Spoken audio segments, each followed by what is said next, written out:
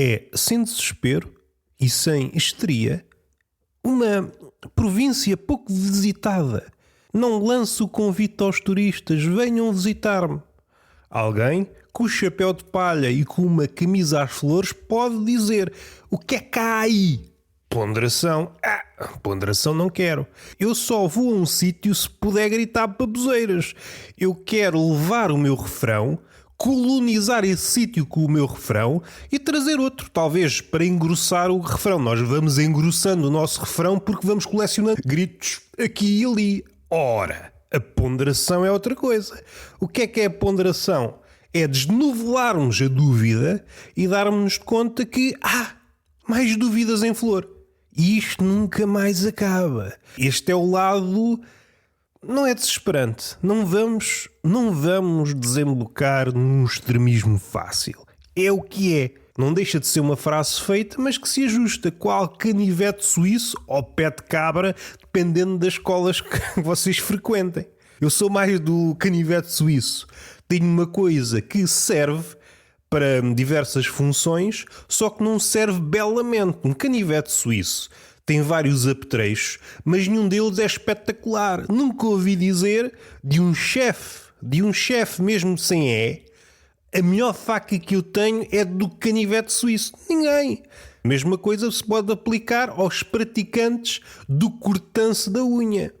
Eu, que sou às vezes uma pessoa um bocadinho a contragosto, não é que eu tenha canivetes suíços. Aliás, já tive. Houve uma altura na infância que era mais ou menos comum. Vejam bem como é que era o mundo há umas décadas. Oferecer-se canivetes suíços aos putos. Vejam bem, antes dos telemóveis, as consolas estavam a começar a aparecer. O primeiro encontro que eu tive foi com uma Atari, mas não tive, foi só de passagem, que fazia muito barulho, aquilo era só umas cores, uma ou outra cor, até num cabelo de uma influencer há mais cor do que num jogo da Atari. Os primeiros contactos sérios, a Master System, depois Mega Drive e Super Nintendo. Aí sim comecei a mergulhar no mundo venenoso dos jogos. Muito antes dos jogos, muito antes dos telemóveis, muito antes das tetas com silicone. Vejam bem como é que nós estamos a recuar no tempo. Houve uma altura que as pessoas, vamos supor que as pessoas são dessa altura, não sei se apareceram depois, não tinham grande coisa para oferecer. Há coisas que se mantiveram e aí vemos a fragilidade da tecnologia. Volta e meia há uma coisa que desaparece, o CD, o DVD, VHS, na altura que apareceu. Isto vai revolucionar o mundo. Tenham lá calma convosco. É uma expressão que eu gosto de utilizar e acho que é aplicável a tudo. Quando há uma espécie de hipnose que leva a turba a dizer agora é que é, só tenho isto a dizer, tenham lá calma. Bem vistas as coisas, se virmos panoramicamente só no feixe da tecnologia, há coisas que mudam. Aliás, tudo muda, mas nada é para sempre. Uma coisa que mudou, mas nem isso se calhar é para sempre, a roda.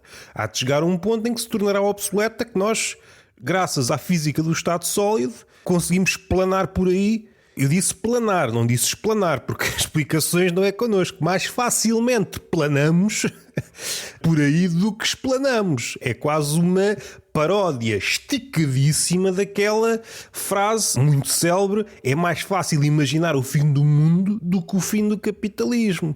Tu queres ver que ele vai avançar para terrenos políticos para falar sobre as eleições? Quer dizer, assim resumidamente, fazendo recurso das metáforas, um recurso que está encostado, cheio de pó, nesta terra de literalistas, 48 elefantes numa sala. E eu, 48 elefantes numa sala. Vamos respirar fundo. Eu já nem sei para onde é que vou, porque eu estava aqui a expor a minha mágoa. 48 elefantes numa sala, amigos. A histeria, ainda estava na primeira frase que disse. Esta merda ser sem guião, uma pessoa... Eu não sei se foi o Hélder Macedo, um escritor, ensaísta, estudioso de Camões. Eu não me queria enganar, mas a ideia não me parece totalmente descabida se saísse da boca dele. Ele disse que um dos males do homem, não sei se contemporâneo, eu acho que é aplicável a todo o homem, independentemente das castas, independentemente da colheita, é estarmos apegados a uma verdade e facilmente desembocamos nesta ideia: eu tenho uma verdade e tenho de a propalar. Ora, se eu acho que tenho uma verdade, tudo o que vai contra isto é para abater ou para cilindrar. Mas abater e cilindrar não são sinónimos. São eufemismos. É um eufemismo à construção civil. Mas eu estava a falar do canivete suíço. Houve uma altura, antes disso tudo, dos jogos dos telemóveis das mamas postiças, em que o adulto não tinha grande coisa para oferecer ao petis. Tinha aquelas coisas que continuam a oferecer, mais uma vez, um contraste gritante entre aquilo que é a roupa. Está bem que muda, mas no essencial, há 20 ou 30 anos ofereciam-se pijamas e hoje continuam a oferecer-se pijamas. Alguém pode alegar que vocês também, para ser do contra, são valentes. Há 30 anos não havia pijamas com um corno a simular um unicórnio. Podemos considerar isto um avanço ou um retrocesso? Não vou por aí que eu não quero arranjar mais inimigos. Eu não tenho agenda para gerar mais inimigos. Não tenho. É porque o inimigo, para ser inimigo, precisa de ser alimentado. Caso contrário, é um inimigo não praticante. Nós queremos ser inimigos não praticantes, então, mas isso não é nada. Nós temos que ir à guerra. Temos que dialogar asperamente. E dialogar asperamente, um oxímoro, se bem que nos tempos que correm, é mais ou menos isto que acontece. É um simulacro de diálogo. Ou, indo um bocadinho mais abaixo, são dois monólogos que, volta e meia, se cruzam. Um afago no monólogo do outro, mas rapidamente voltamos para o nosso monólogo. E isto, no seio familiar, no seio das influencers, pisco o olho, a José Rodrigo dos Santos, é a minha referência a nível de piscar o olho. Literárias são outras, mas a nível de piscar o olho, tudo o que aprendi a nível de piscanço do olho foi com o José Rodrigo dos Santos. E se não estou bem lançado, não sou das melhores pessoas a pescar o olho aqui no Algarve? Não sei, porque eu não tenho dados. Só me governo com dados. Que sabem quem é que não lança os dados? Deus, segundo Einstein. Vamos respirar fundo. O pijama aguentou-se e havia um vazio. Pessoas que ofereciam brinquedos, mas havia uma malta. O pessoal mais novo nem deve conseguir engolir esta ideia. Mas havia malta, e quando eu digo malta, pais adultos ou pais jovens, que é uma moda que nunca saiu bem de cena. É como as calças à boca de sino. Pais adolescentes, desculpem-me a brincadeira linguística, mas é uma moda que volta e meia volta. O quê? Volta e meia volta? Volta e meia volta. 2 voltas e meia, já estão a fazer contas em graus. Calma, calma. A malta dizia: brinquedos não, tu já és um homem. Dizia isto à criança de 4 anos. Já que não vais trabalhar, dou-te um canivete suíço, que é para aprender as coisas de homem. Nessa altura recebi vários canivetes suíços e ninguém estava na Suíça, o que é estranho. O canivete português é só um canivete, é só uma faca.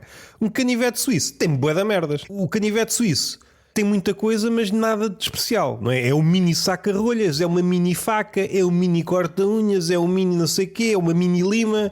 Então, mas andamos a fazer mini tarefas? A Suíça é um mini país. E as crianças da altura, face à apologia do passado em relação ao futuro, em como estas crianças, estas novas levas de crianças, estão um bocadinho estúpidas, mas as anteriores também não eram melhores. Nós ficávamos malucos com um canivete suíço. Ei, ganhei um canivete suíço. O que é que eu faço com isto? Não sei. Uma faca? Posso dar navalhadas? Dizíamos aos nossos pais: não, não podes dar navalhadas, eu não preciso disto para nada. Beber? Não vou beber vinho aos 5 anos. Cortar as unhas não gosto, que isso faz-me doer. Quer isto para quê? Gosto deste logotipo. Tens isso para estar no bolso. Eu nunca uso, é para estar no bolso. Para estar no bolso, isso não é nada. Tu ofereceste-me uma coisa para estar no bolso. E depois começaram a aparecer consolas e os putos, pronto, focaram. Também se percebe, a luta era fácil. Apareceram as consolas, qualquer rabisco que estivesse a dançar no ecrã, quer lá saber do canivete suíço. Se calhar ainda permanece no bolso. É por isso que eu não os encontro. Deve estar para aí num bolso perdido em calças antigas. Estou aqui no Algarve, era a antiga capital da laranja e agora é a capital do fascismo. Ou dos aspirantes a fascistas. É melhor ser cuidadoso e pôr aqui um aspirante e alegadamente essas coisas, e aspas. E posso debitar aqui vários eufemismos se for preciso. Mas é uma mudança que, quanto a mim, é satisfatória. Porque a laranja, não sei se vocês já repararam, eu reparo porque é um fruto com o qual eu convivo.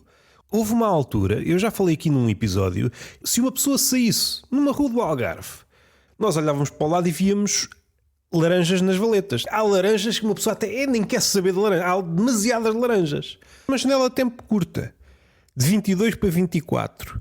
Qual é o teu indicador? O meu indicador é o dedo. Eu estou aqui a empilhar moedas, não sei porquê. Tenho aqui 3 moedas de 20 cêntimos.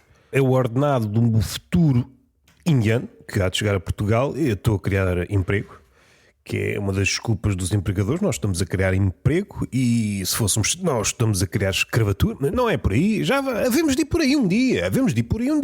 Eu ainda não quero mergulhar muito nestas coisas. Quer de um lado, quer do outro, as explicações para aquilo que aconteceu.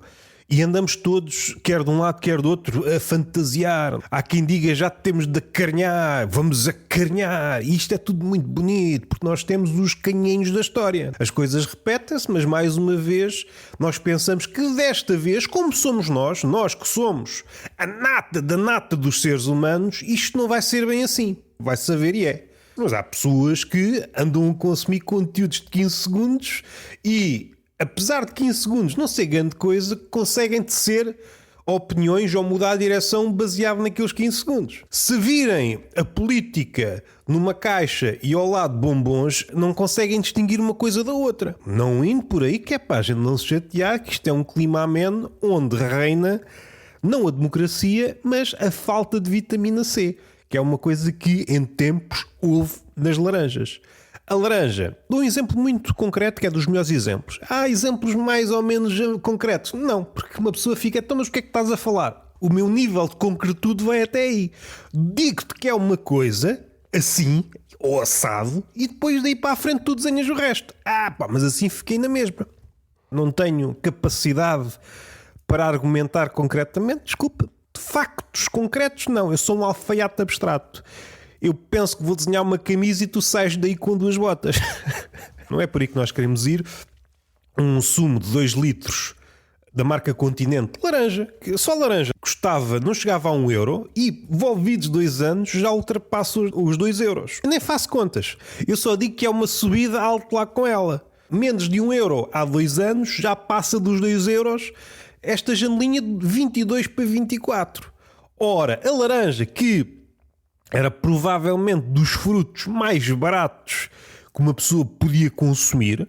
Apesar de eu viver na capital da laranja, em quase nenhum estabelecimento aqui na zona, à exceção daqueles mais pós-turistas, há sumo natural. Isso é uma coisa a pensar, não sei como é que afeta a economia, mas é uma mentalidade, mas se calhar dá para extrair aqui há uma mentalidade.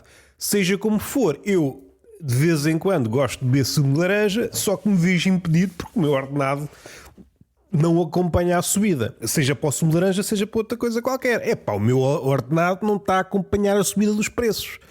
Digo ao empregador e ele, pois, eficácia. Que a eficácia mais não é com pretexto maior para a desumanização. Agora temos esta, eficácia, mas o que é que está a acontecer? A rapidez desfigura tudo e nós não sabemos bem o que é que estamos a ver. Sabemos que estamos a ver movimentos, coisas a passar muito rapidamente de um ponto A para um ponto B. Há pessoas a apontar aquilo, mas assim enviesadamente, porque ninguém tem bem a certeza, não há um foco certo, e depois há papéis para verificar que é que eles estão a apontar. Mas se separarmos a cena, se houver tecnologia ou digamos, aquilo que houve em tempos, pensamento, ponderação, essas coisas assim, essas coisas já são obsoletas, verificávamos que nada está a acontecer. Ou, em acontecendo, está-se a estragar muito em nome da eficácia. Está-se a desumanizar as pessoas. Pessoas que estão num certo posto não podem ir à casa de banho, caso contrário, a empresa deixa de ser eficaz, que se foda a humanização. A pessoa que mija ali. Aliás, como diz o filósofo, o neoliberalismo é o liberalismo sem humanismo. Vamos por aí, que é para aí que o mundo vai. Então, se queremos ser desumanos, vamos ser desumanos de uma forma económica. Vamos fomentar a economia. A pessoa mija-se no local de trabalho, porque não pode deslocar-se, caso contrário, a máquina interrompe o fluxo, a eficácia é perturbada e nós não podemos perturbar a eficácia. O humano que se foda, não é? O humano que se foda. A pessoa mija-se. Meus amigos, mas isto é numa reunião. Pessoas engravatadas a olhar para gráficos que está para cima é bom, está para baixo é mau. É o que elas sabem. Estudaram muitos anos para isto. Mas há humanidade nesses números. Os números foram colhidos realmente. E é a diferença entre ciência e economia. É outro malabarismo. Não ouviram dizer que certas picadas, por exemplo, de medusas, se aliviam com o xixi das pessoas? É verdade. E se nós, além desta produção, esta linha toda, puséssemos uma linha subterrânea ao nível dos pés dos empregados, ou dos trabalhadores mesmo, os labutadores, era uma passadeira de pessoas que foram picadas por medusas e como a pessoa não pode sair, mija-se no local de trabalho, mas salvava vidas, ou aliviava dores.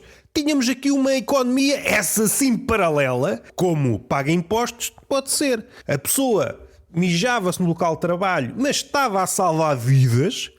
E a pessoa que levou a picada, sinto melhor. E um preço bem competitivo. Levava com xixi a um preço bem competitivo. Era mais um sonho úmido da economia concretizado. Que é tudo é monetizável. O xixi, que durante muito tempo, à exceção de xixi selvagem, que nos Estados Unidos, aí já andam noutros lados. Há pessoal a comerciar xixi de animais, de coiote, por exemplo, ou de outros animais. É para repelir outros animais. Não sei se os animais selvagens estão a par que estão a ser enganados em alguns sítios nos Estados Unidos. Não me vou aproximar que há xixi de coiote. Vejam bem como é que as coisas mudaram. Xixi de coiote é sinal que há coiote. Agora, há xixi de coiote e não há coiote. Mais uma vez o problema do mediador. O mediador anda a transportar xixi de coiote onde nunca houve coiote. Só que as presas do coiote não sabem disso. Eu tenho de falar com um animal sábio, por exemplo, um corvo, avisa aí a malta que esse xixi de coiote que anda a afastar aí muito animal não quer dizer nada. É pessoal que anda a ganhar dinheiro com xixi de coiote. E isto é economia. É vender xixi de coiote, repelir. Eu dei aqui uma medida válida. Já que as pessoas não podem sair do seu lugar de trabalho, caso contrário interrompem a eficácia e os gráficos vão por aí abaixo e depois não há números, e não há números, os acionistas querem números porque eles já batizam os filhos com números, não é com nomes, caso contrário não percebem, então mas este tem um nome, é o único nome que eu tenho na minha vida, é porque não consigo decorar. Põe-me o filho num gráfico, chora-me numa folha de cálculo, caso contrário não percebo. E agora, muito abstratamente, seja à esquerda, seja à direita, os políticos estão sempre a queixar do passado. São traumas. São traumas. Eu proponho, que eu também para propor sou valente, antes de entrar, ou durante ou sempre, ia dizer só a alturas determinadas, mas se calhar sempre não é uma má ideia, pôr os políticos todos em terapeutas. Que é para não estarem sempre a falar do passado. Aquele de há 20 anos, de há 10, aquilo que eu faço é culpa do pai político, não é? É sempre isto. Temos de conseguir mastigar de uma vez por todas estes traumas, caso contrário isto não sai daqui. Ou então, para entretenimento, já que o senhor da Sociedade do Espetáculo, estamos numa altura em que, se tudo é palco, não podemos chamar a nenhum sítio casa, e isto é um bocado estranho. Tem de haver uma fronteira entre a casa e o palco. Mas já que estamos aí, já que não podemos vencer as coisas, pomos um psicólogo que comenta assim em fragmentos de um minuto. Não pode ser muito, senão o pessoal perde-se. Há a participação do político, diz qualquer coisa, seja ele de esquerda, seja ele de direita, seja ele do Chega, que ele também pode ter uma variante fabulista para entender o bicho, e diz o seu comentário. Mas isso, o problema vem de infância. O deputado chora, nós choramos. Se muda alguma coisa para o país? Não. Mas ultrapassamos esse trauma. Que venha outro, Temos de dar espaço para novos traumas. E, entretanto, 48 elefantes numa sala. O que é que nós fazemos? Um elefante numa sala, o que é que este bicho está a fazer aqui? 48 elefantes numa sala. E esta expressão, que é esticar a expressão original, o elefante na sala, é uma espécie de desconforto, é uma espécie de embaraço que engrossou a ponto de nos pedir qualquer coisa, mas nessa hesitação em que temos de dizer alguma coisa, pomos as nossas ideias em perspectiva.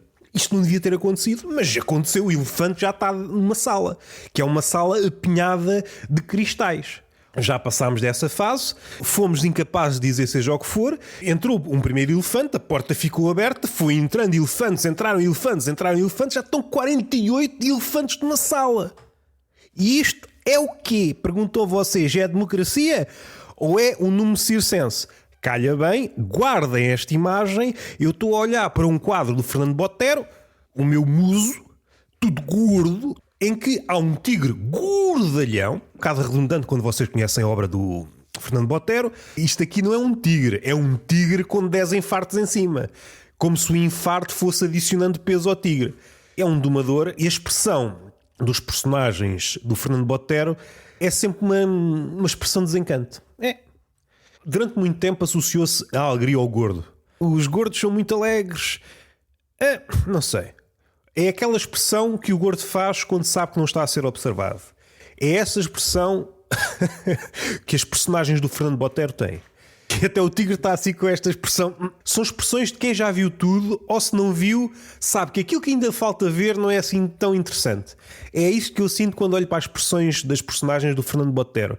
Podem estar a levar um tiro, podem estar a dançar, podem estar num piquenique, podem estar diante da Mona Lisa, podem ser a Mona Lisa. A expressão de desencanto, eu estou a fazer isto. Não é aquela ideia do Bartleby preferia não fazer. É faço, mas é faço, mas é. Voltando aos 48 elefantes numa sala, há duas fações. Há a fação de 1 milhão e tal de fascistas e depois outra expressão. Não, ninguém é fascista. Já chegámos a este ponto. Como não pode haver 1 milhão e tal de fascistas, logo ninguém é fascista. Isto são raciocínios de alguém que estudou filosofia numa tarde. Isto é parkour intelectual. Como não temos capacidade para albergar 1 milhão e tal de fascistas, logo ninguém é fascista. É pessoal que não foi às aulas de história, como se toda a gente que votou no Hitler fosse amigo do Hitler. É pessoal que andou no mundo a fazer scroll às mamalhudas e entre as mamalhudas viu 15 segundos de alguém a gritar que isto tem de mudar e é tacho e é mesmo isto. E depois voltou para as mamalhudas. Nada contra as mamalhudas. Nada contra as mamalhudas, até porque, ao contrário da política, a mamalhuda pode ser absorvida em 15 segundos. Visualmente falando e palpavelmente falando de desgosto da mamalhuda. A nível de política é mais grave. Nós não podemos apreender o mundo em 15 segundos. Nem em 30, nem em 1 minuto. Para querermos navegar neste mundo, temos de saber as coisas gerais, da esquerda e da direita. Há um ponto a partir do qual que eu fico aqui tal de forma gaguejante, e esta gaguez é uma espécie de aula de entrada da raiva. Mas também não posso ir por aí porque, caso contrário, estou a falar a mesma língua. Esta é a língua do rancor, do ressentimento, de alguém que disparou à queima-roupa, mas não consegue pôr por extenso essa raiva. Para mim não me apanhou desprevenido. Eu acho surpreendente aqueles políticos ou pessoal que mais ou menos liga à política que, nesta última fase, na rua, surpreendeu-me. Eu vi isto engrossar dia para dia. Uma poeta qualquer a falar de um grupo de ativistas no Brasil que fazem uma coisa muito simples, contudo, o resultado fica à vista. Foram uma vernissage, uma exposição de elite, tudo frequentado por malta de elite, branca. Aparece um grupo de negros nessa exposição e não dizem nada. Só o facto de aparecerem gera um desconforto naquelas pessoas que lá fora, nas redes, à distância, são ativistas. O que une tudo é a hipocrisia. É, de longe somos todos muito bons, quando nos aproximamos, isto ganhou dentes, tornou-se um monstro. A hipocrisia, há uns tempos ainda se dava ao trabalho. Atualmente, nem se pinta. É uma espécie de Joker, no sentido em que a maquilhagem, aquilo já está a tombar para o grotesco, e nós não conseguimos distinguir o grotesco de uma cara aparentemente normal. Quando nós não conseguimos discernir coisas que deviam ser antagónicas, há aqui um problema. Há uma cegueira implantada e a partir daí é muito difícil dialogar, que seja com quem for. Dando aqui alguns passos atrás, ao lado, e do outro lado vamos acarinhar o eleitorado. Ou seja, uma atitude paternalista, também potenciando a raiva. Lembro-me de uma frase do Kundera: ainda não somos suficientemente crescidos para irmos ao fundo da questão. Parece que estamos sempre a lidar com vernizes e a hipocrisia é muito pródiga nisso. Está sempre a criar sedimentos de verniz.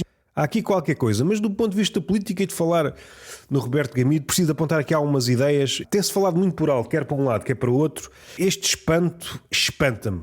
O espanto dos políticos relativamente aos resultados espanta-me. Está tão à vista que é uma de duas coisas. Ou estão-nos a mentir no sentido em que viram e mais uma vez mentem, ou então, que também é uma hipótese quanto a mim viável, estão tão aliados do mundo, no único momento em que entram no mundo dito real, que é ali nas arruadas, há ali um choque, mas rapidamente saem desse mundo e depois ficam aliados.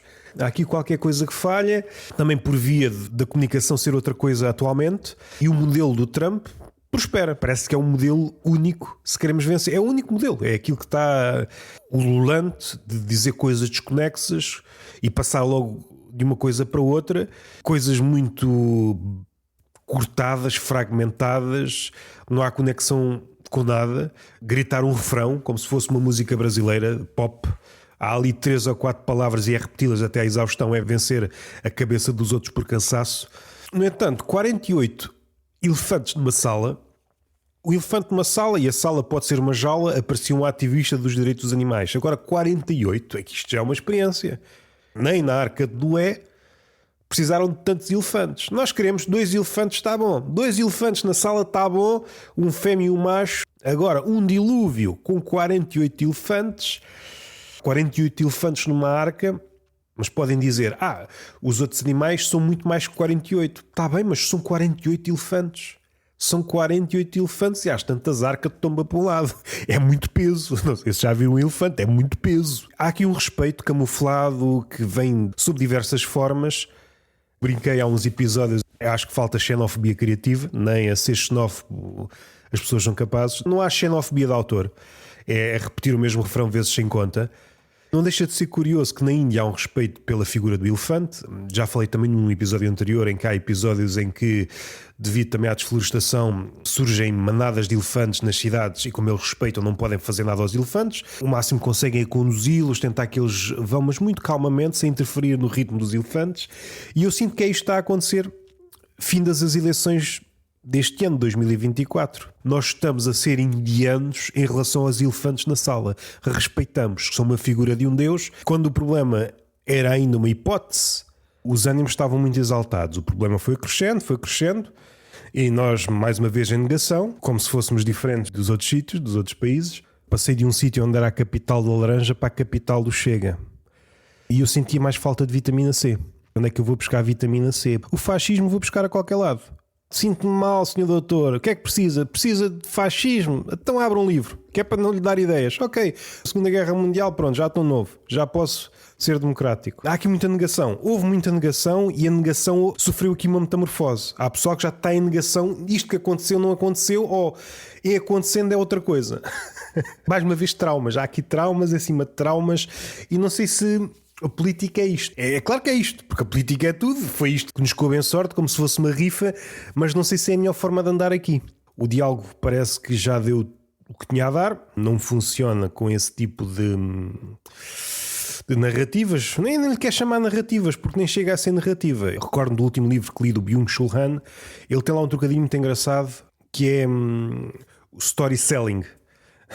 De facto, nos últimos anos houve aqui uma cisão. O storytelling está muito associado à publicidade. Sabendo isto, não é bem uma narrativa, porque o storytelling é, na verdade, um story-selling, porque o último fim é vender qualquer coisa. E as histórias, à antiga, não tinham este propósito. Mais de unir e não de lançar um modo final, um call to action, para depois toda a gente ir à sua vida comprar aquilo que acha que tem falta. Mas depois dá-se o choque com a realidade. Isto que eu comprei, afinal, não preciso disto. Mais peças que nós pensamos que precisamos para pôr isto a trabalhar. Não é esta peça. Continua e continua, para bem da eficácia, para bem da economia, para bem da farsa do crescimento ilimitado. E andamos nisto. 48 elefantes numa sala. Não sei, Eu acho que até o domador, neste caso é Tigres, mas o domador do quadro do Fernando Botero, eu acho que ele até mudava a expressão. O ambiente começa a ser denso, não é? Uma coisa é um elefante numa sala, outra coisa é 48 elefantes numa sala. O nosso comportamento tem de ser outro. A sala já está saturada de elefantes. Imaginando que é uma loja, o lojista só vemos os olhos, né? Já está tapado de elefantes, já está coberto de trombas de elefante. Imaginando que está a vender qualquer coisa de cristal, quer comprar um caco, faço isso a um bom preço.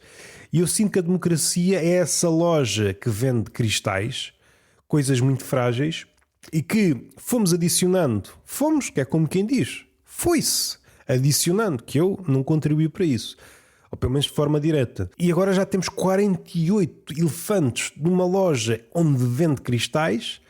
Não é preciso que os elefantes dancem. A presença dos elefantes faz com que os cristais, esta constelação de cristais é a democracia. É o sistema mais frágil de todos, facilmente resvala. A ditadura depois tem outros meios para se manter, que também acaba por se esvaziar, porque esta é a mensagem de carinho, de esperança, e até ao próximo episódio. Entretanto, saiu um episódio do Tertúlia de Mentirosos com o Pedro Rodas e um Roberto Gamito. Estou a escrever um episódio do Peixe Fresco, 1, 2, 3, sobre isto. Ainda estou aqui a pensar de que forma é que eu vou abordar isto. E nem devia ter falado aqui. Foi só por alto, para pensar assim por alto, dos 48 elefantes numa sala. Eu dei beijinho e palmada na nádega? Não dei? Fogo. Vocês deixam passar esta. Até à próxima.